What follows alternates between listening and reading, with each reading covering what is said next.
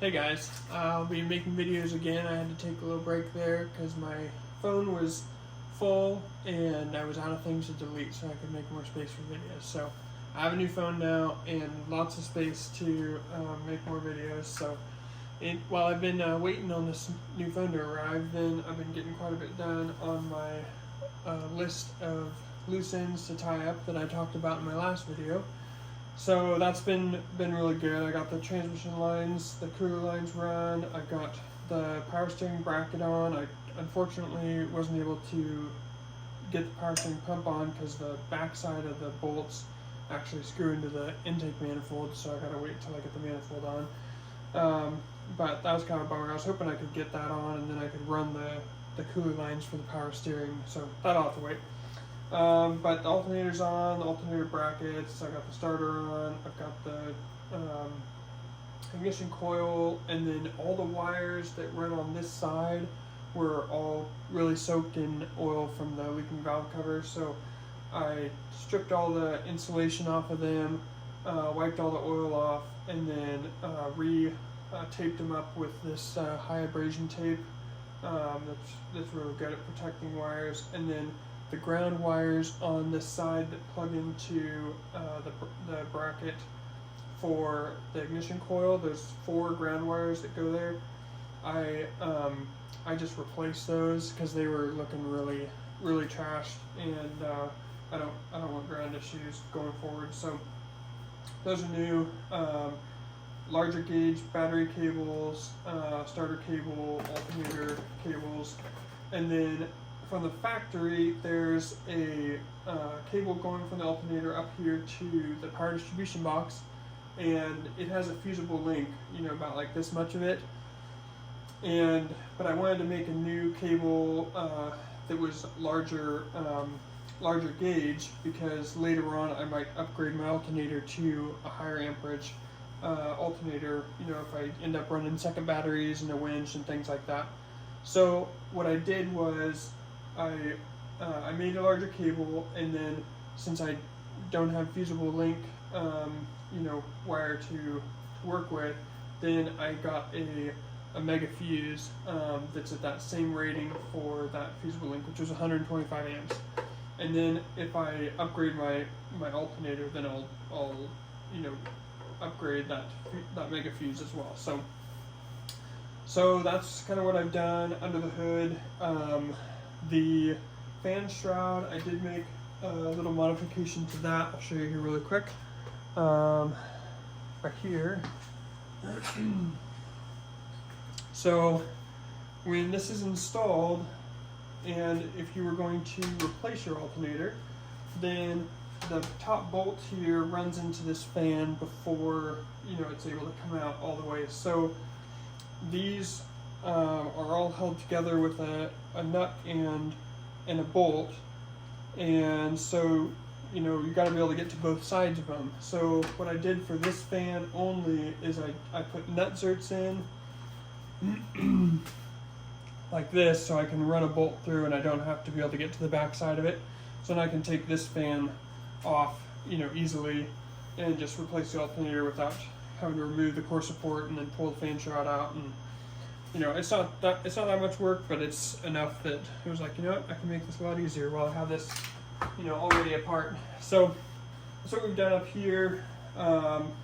So the head's in the machine shop right now. I talked with the machinist, and he recommended, with how many miles are on the head, he's like, you should probably just get them, the valves refaced and regrind the seats. So that's what's going on with that. And then I'll get that put back together and get it painted, and then it can go on, and we'll have a lot more we can put together once that's done. So that's where the head's at. And then let's look at what I'm doing inside. And then I've been working with the transmission a little bit, just to do the pan gasket and replace the filter and change the transmission mount. So I'll show you that stuff. And yeah, that's what we're doing. Okay, so with the interior, I've got this switch panel mounted in here, and then I've got this kind of mocked up where it's going to sit. I had to make some modifications to these vents slash kind of side supports that the stereo screws into. So you just take, a small saw like this, and then there's two kind of protruding plastic sections like these pieces that you end up cutting out of the sides to make this fit. So you can have a display screen, and this has Apple CarPlay, and it'll connect to Android if you have an Android, and so it'll be a really nice kind of modern addition. So I've gotten some work done on that, and so then what's left is I still got to make the holes for the switches that will go in this panel here for the shifter, and I'll have front and rear light switches in that. And then I've got to connect, I think I've got one wire I've got to connect down here to get ignition power to my accessories. And then I got for the stereo, then on Amazon you can get these for $5, and they plug into the factory Jeep harness, and then the other end of them you can splice to the harness that comes with your stereo. So that's what I'm going to do with these, and hard to beat that price, $5 for something like that. That's pretty good. So that's where we're at inside. So now I'll show you what I'm doing with the transmission and the transmission mount and crossmember stuff.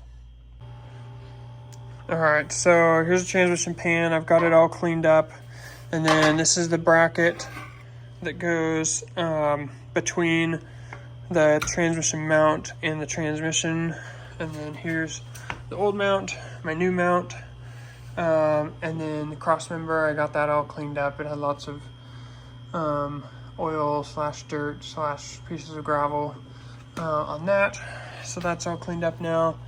And one thing with these tubes here, they're connected to the pan, is getting the other half of the dipstick tube separated can be difficult because the O-ring in here gets really brittle. And so you can heat it up with I used an electric heat gun. You can use like a propane torch. Just I would be careful because like a lot of these Jeeps do, they leak a lot of oil down the back of the bell housing, and so this is like right close to the bell housing, and so you don't want to light it on fire. But electric heat gun worked good, got it warmed up, and it came right out. So I would recommend that.